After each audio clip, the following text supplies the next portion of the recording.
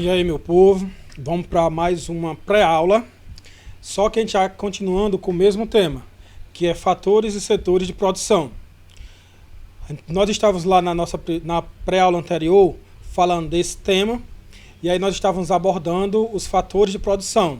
Chegamos a ver o fator terra, o fator trabalho e o fator capital.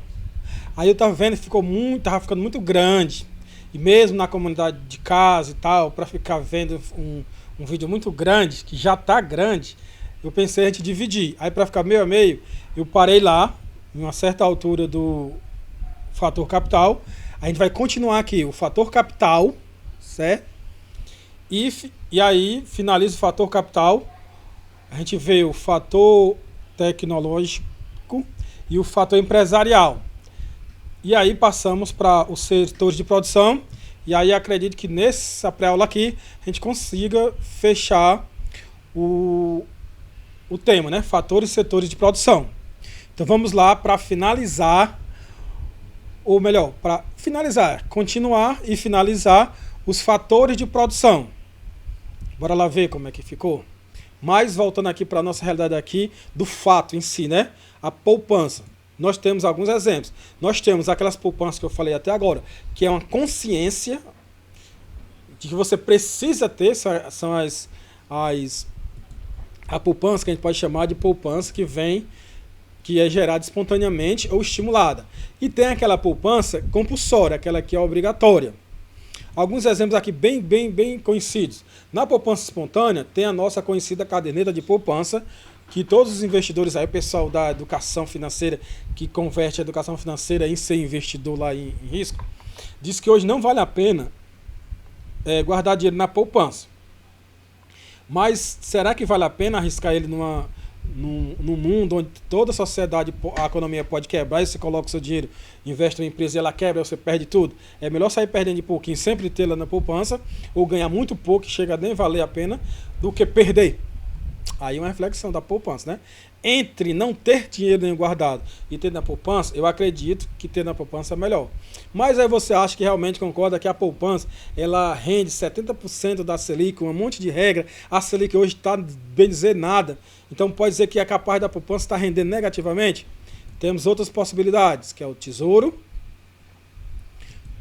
que é um investimento que é quase a mesma coisa da poupança, só que a sua forma de capitalizar seria diferente, mas que também é muito atrelado à CDI e à Selic, e ela hoje, nessa situação que eu não entendo como é que ela está caindo, e a gente está vivendo um aumento de inflação, o preço das coisas exageradamente, e a Selic, que é um dos fatores que o governo usa para controlar a economia, está bem dizer zero, e isso não impacta positivamente, não está impactando positivamente nos preços, isso é um debate lá para o mercado de capitais. Mas o tesouro direto seria o quê? Você compra diretamente do governo títulos, é como se você estivesse emprestando dinheiro para o governo. Como o governo, para ele quebrar, o país tem que quebrar, é um investimento muito seguro. É quase uma poupança, e aí, como é uma venda, ele vai te dar taxas que supostamente são melhores do que a caderneta de poupança. Na realidade, hoje, com a Selic nesse valor, os educadores financeiros aí de investimento estão considerando que não é interessante investir aí. Mas, se lembra da reserva de emergência? Ela não pode estar num lugar que é suscetível a risco. Então é melhor guardar aí do que não ter, ou ter num lugar que você pode perder tudo. E também temos aí as rendas fixas, que aí a gente já teria que entrar em produtos financeiros mais. Lá no mercado de capitais a gente vai ver isso aí. Ou de repente até no mercado, quando a gente vai estudando em mercado, a gente pode abordar um pouquinho mais. Mas isso aí seriam então alguns locais onde você poderia guardar o seu dinheiro. Se isso vale a pena ou não, e você teria que se educar financeiramente melhor, né? Mas ter cuidado. Que daí para o mercado de renda variável, aí lá tem uns riscos que talvez não seja interessante você colocar a sua reserva de emergência. E tem os compulsórios, que é aqueles obrigatórios. Um exemplo muito legal que também esses educadores financeiros aí que convertem educação financeira em investimento ficam criticando o nosso FGTS. Mas vejam, alguns governos, desde governos aí 1 ou 2 ou 3 atrás, A gente vê que o que é o FGTS? É uma poupança forçada que o governo meio que força o trabalhador a poupar, a guardar uma parte do seu dinheiro e meio que, por outro lado, exige que o empregador também contribua com essa poupança. Ela estava rendendo, né, 3%, tal e tal, mas com essa alteração aí eu já não sei também. Mas veja, todo investidor aí de educador financeiro que diz que investimento é investir na bolsa, condena o FGTS dizendo que é um investimento que não é legal. Mas quantas e quantas pessoas não já tiveram dinheiro para se tratar de alguma doença problemática, já compraram, já tiveram condições de entrada em casa própria, nesses eventos aí de pandemia e outros motivos que impactaram a economia. E a liberação de parte do FGTS gerou dinheiro na sua mão. E esse, se não fosse compulsório, quantas pessoas teriam essa poupança? Não é? Na nossa cultura de não poupar, de parecer que eu não entendo como é que a nossa cultura aqui trata a possibilidade de poupança. Parece uma coisa irreal. Se não tivesse essa poupança compulsória, né? Muitos não teriam recebido. Outro exemplo é o nosso INSS, que é um investimento para você se bancar quando você passar para aquela porção da pós-produção. Existe essa história da reforma da Previdência, e que não presta, que presta e tal e tal, mas veja bem, muitos e muitos, ou quase todos os brasileiros, tirando as pessoas lá, os ricos ou os enroladores, dependem do INSS lá no seu final da vida produtiva. E se você pensar, ó, você não está ganhando nenhum benefício, você tem o seu benefício lá porque você investiu, você é um investidor do INSS, que sempre quando falam aí, é como se você fosse um encostado que está sugando o governo. Não, você passou a sua vida trabalhando e contribuindo. Aí quando você vai usufruir, você é tratado como um sugador, um parasita, né? Então veja bem, eu queria deixar claro aqui, você investe, deveria investir mais, deveria ser diferente, aí é outro assunto. Mas lá no seu investimento, boa parte do seu salário lá, na sua carteira assinada, uma percentual é tirado para lhe bancar quando você estiver na porção de pré-produção, e aí o aposentado é tratado como um peso.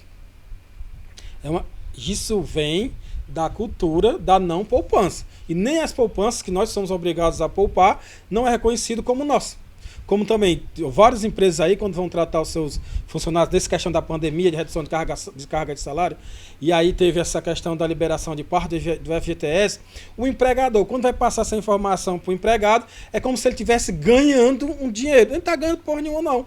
Ele só está sacando o dinheiro que ele vem guardando. Tudo bem que foi de uma forma lá do Getúlio, que obrigou a pessoa a guardar, mas independente de ser obrigado ou não, o dinheiro já sempre foi da pessoa. Então não está sendo dado de esmola, não. Ela só está sacando o dinheiro que já era da pessoa.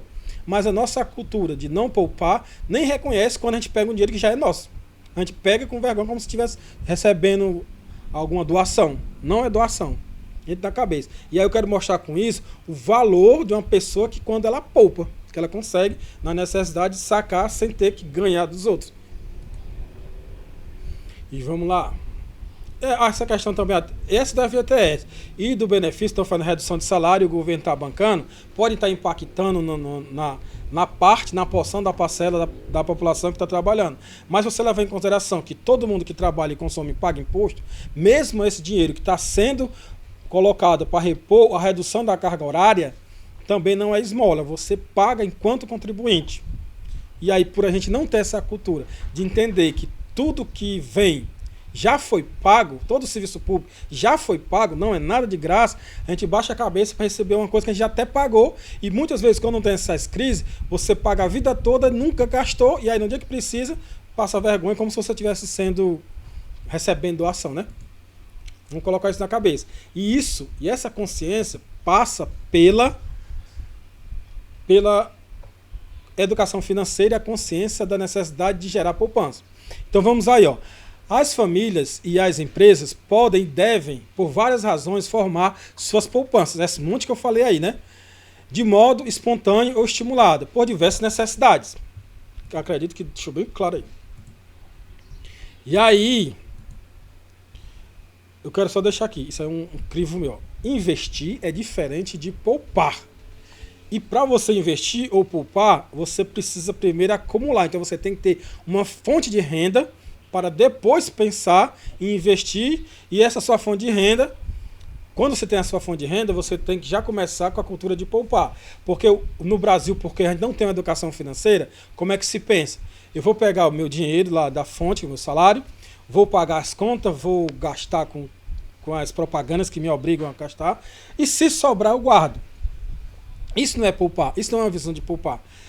Uma pessoa que tem educação financeira e poupa, ela primeiramente cria seu fundo de reserva, que é um valor que consegue lhe manter por um período enquanto você se recupera da ausência temporária ou não da sua fonte de renda, que essa é a poupança. Aí, como é que você poupa? Com uma pessoa que tem educação financeira, como é que ela poupa? Ela recebe o dinheiro, tira a parcela que ela já programou para guardar, para poupar, e aí sim, paga as despesas e compra as coisas lá que de interesse de satisfação pessoal dela. A diferença está aí, ó. Você tem que ter a consciência de quanto você custa e quanto você ganha. E esse quanto você custa, obrigatoriamente, tem que ser menor do que quanto você ganha, menor o suficiente para ter uma reserva para gerar a sua fonte de renda emergencial e, ultrapassando essa renda, aí sim se tornar um investidor para fazer dinheiro através de rendimentos. Antes disso, qualquer outra medida ou propaganda que você tem aí é só para lhe prejudicar. Ou não, você vai botar os pés pela mão e vai sair mais endividado do que quando entrou. E frustrado, porque o pouco que você tinha, você ainda perde. Isso tudo se baseia em quê? Em conhecimento. Educação financeira. Então, cada fator, estou apresentando, estou tentando botar aqui numa visão crítica. Fator terra, sustentabilidade, né? Reflexão. Fator trabalho.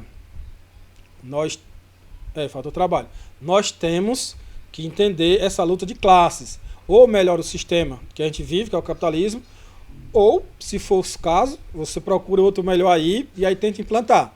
Mas o importante é que seja crítico para esses processos. Dependendo, deixa ser o certo ou errado, melhorar ou não, você tem que estar sempre buscando a evolução, porque a evolução traz as melhoras ou a mudança.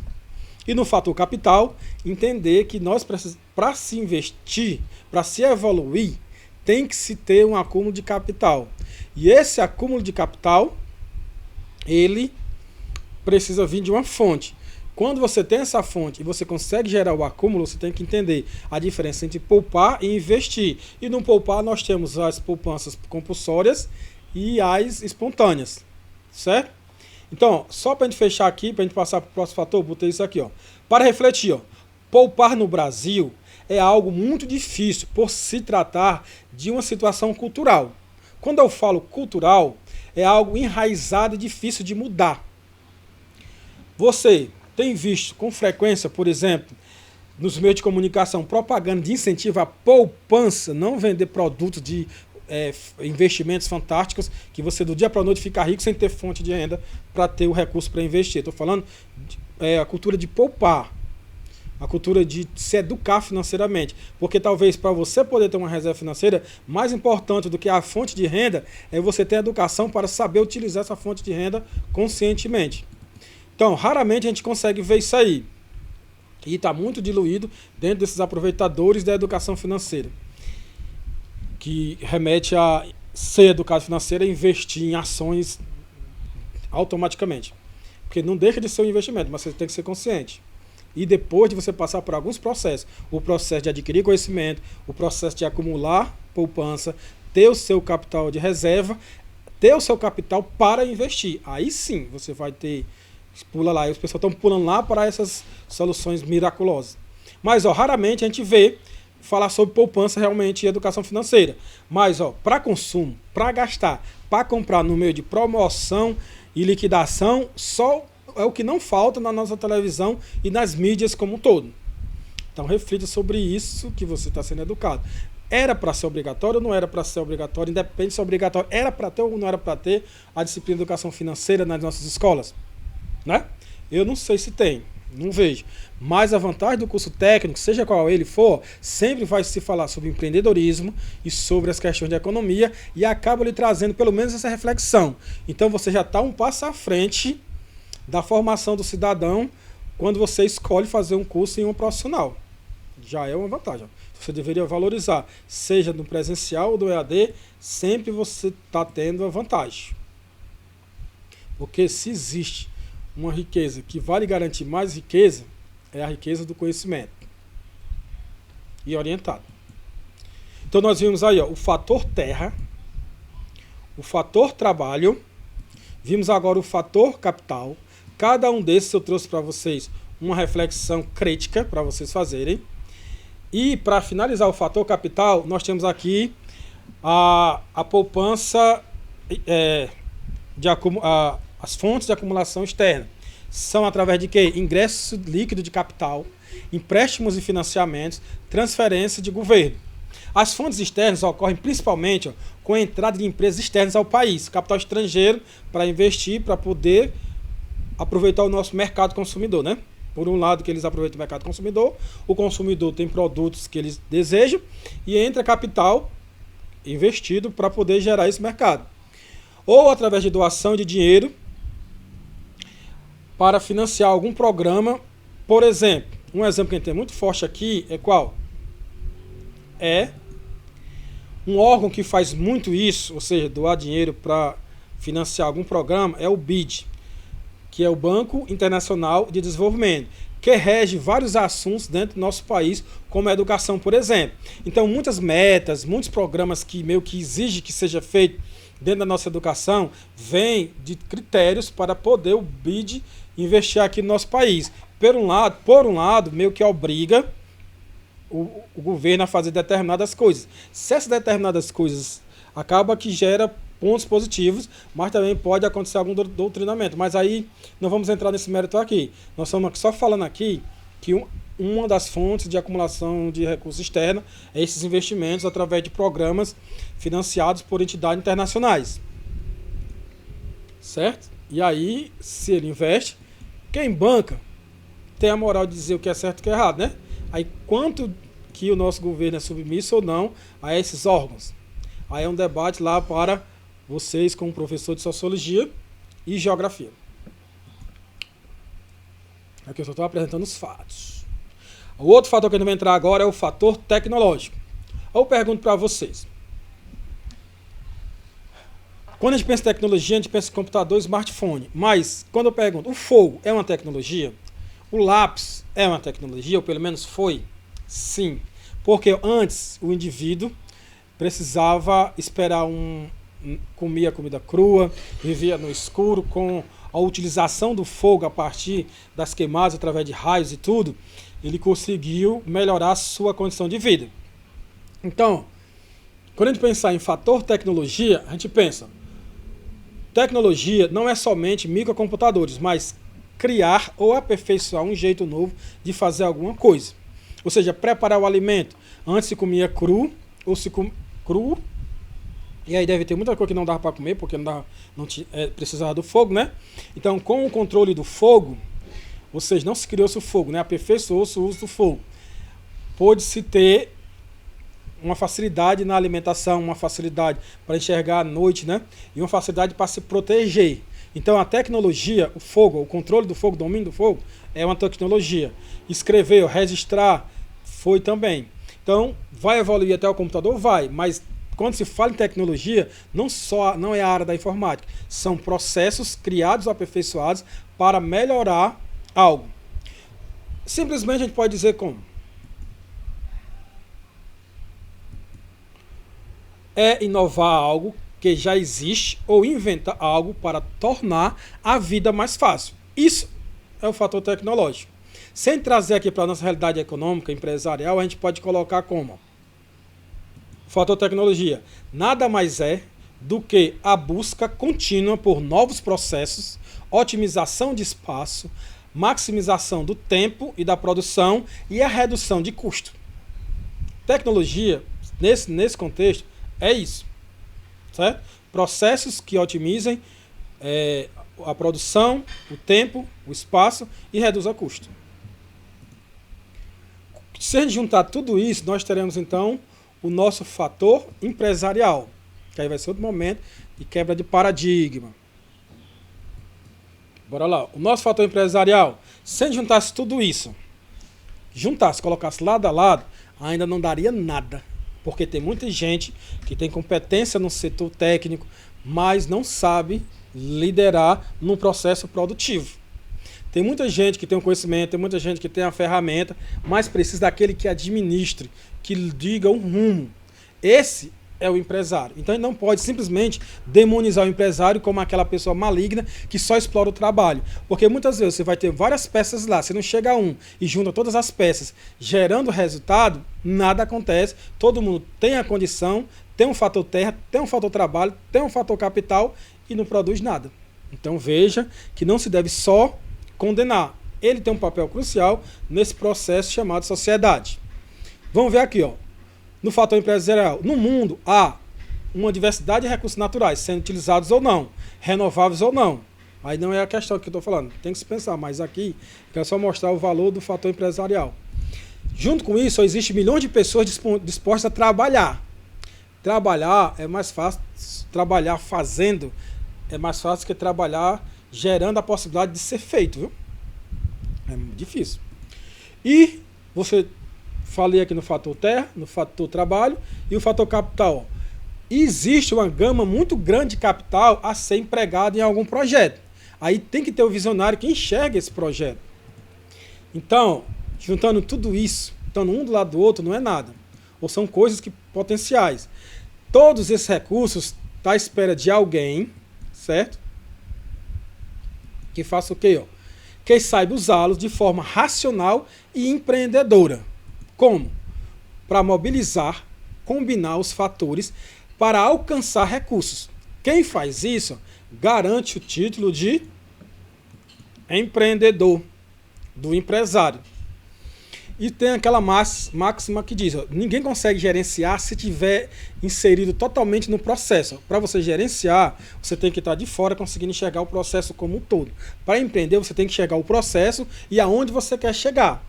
Então, esse pessoa chamada empresário, ele é um fator e ele é um contribuinte essencial para essa evolução toda. Existe no caminhos errados, decisões erradas, desejos errados? Sim. E aí por isso que existe a necessidade da sociedade como um todo se autorregular. Não se pode só demonizar. Aí para fechar aqui o fator empresarial, ó, eu trago para vocês, ó. Um grande empreendedor, eu queria que vocês pesquisassem sobre ele, que existiu no Brasil, foi o Barão de Mauá, responsável pelas primeiras indústrias no nossas ferrovias, como muitos outros empreendimentos. Certo? Barão de Mauá. Será que ele contribuiu mesmo, né? Quero saber de vocês. Pronto, né? Então a gente finalizou os fatores e vamos entrar agora nos setores de produção. Mas só para a gente ficar bem claro, né?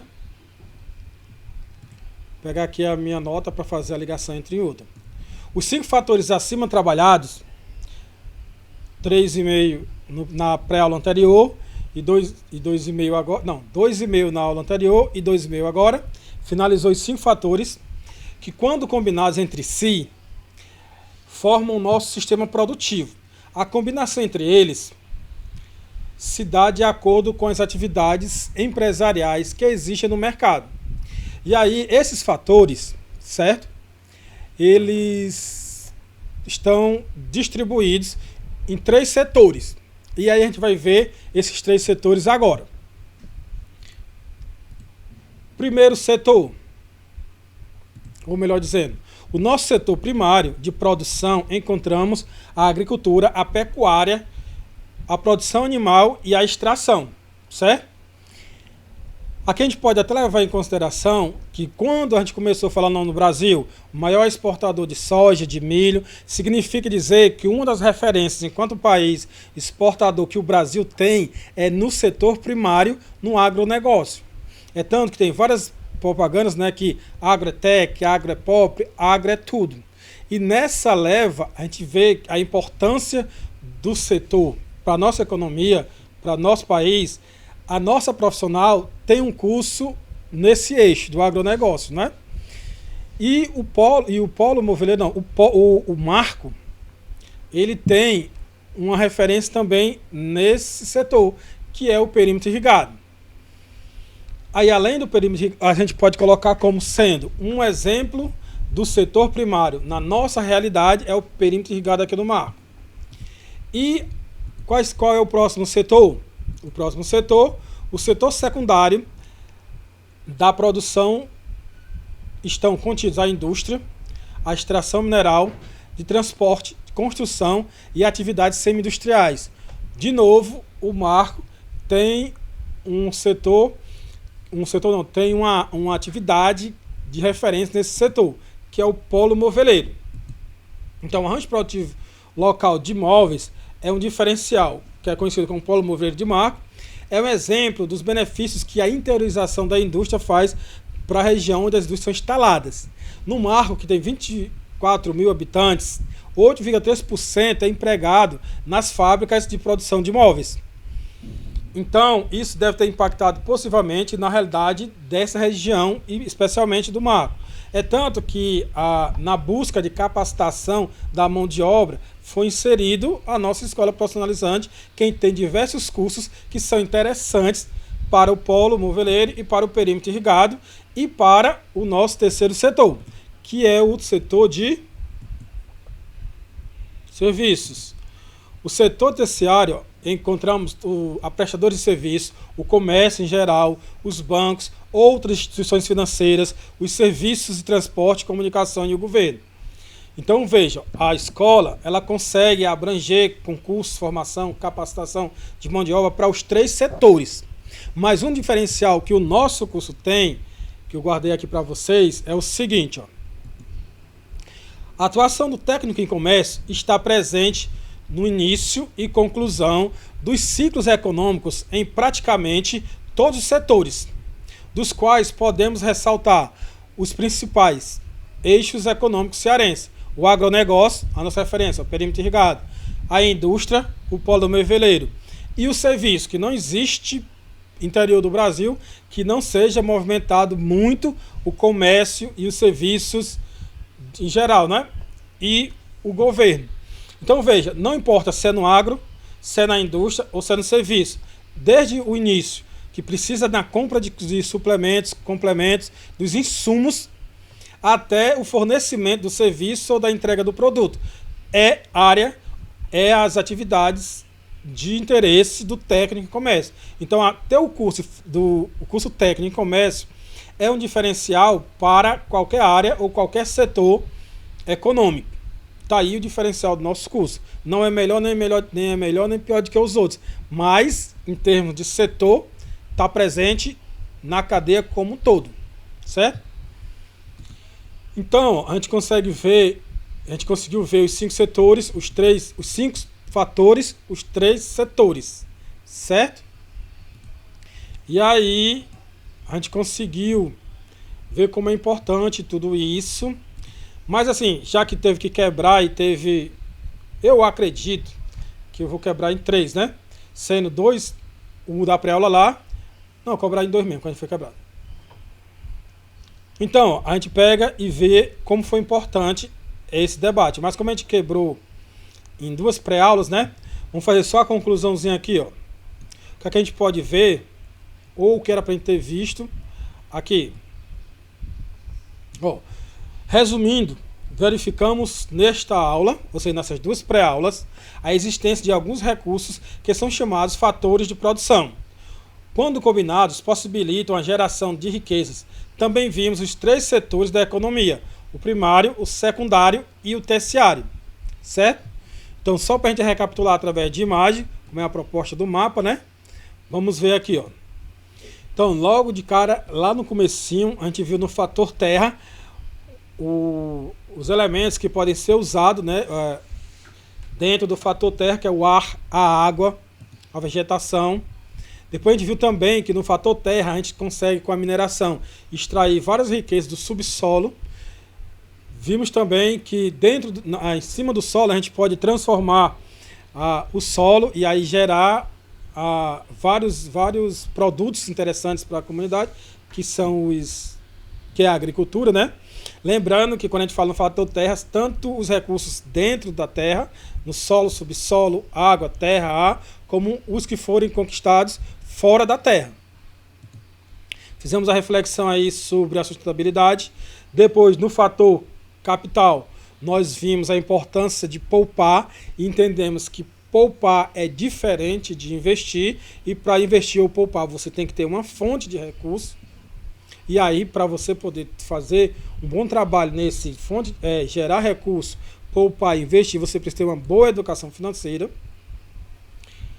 Depois vimos que a tecnologia não é só os computadores, chegou aí, mas são processos que nos ajudam na nossa vida melhor e facilita a vida em sociedade. São processos também que otimizam tempo, produção, espaço, para melhoria e com a redução sempre de custo. Falamos de uma referência que eu pedi até para vocês pesquisarem, né? O Barão de Mauá como um dos primeiros empreendedores aqui do Brasil, de referência. E fechando o ciclo, nós voltamos aqui de novo para os setores. E aí nós temos o setor primário do agronegócio, o nosso setor secundário, com referência aí lá no primário, é o perímetro irrigado. No setor secundário, o polo moveleiro. No setor terciário, e não só nele, vem aí o comércio em geral, e aí o técnico em comércio, que está presente e é um diferencial para todos os setores, desde o começo até o final do ciclo desses setores. E aí o técnico em comércio do eixo gestão e negócio.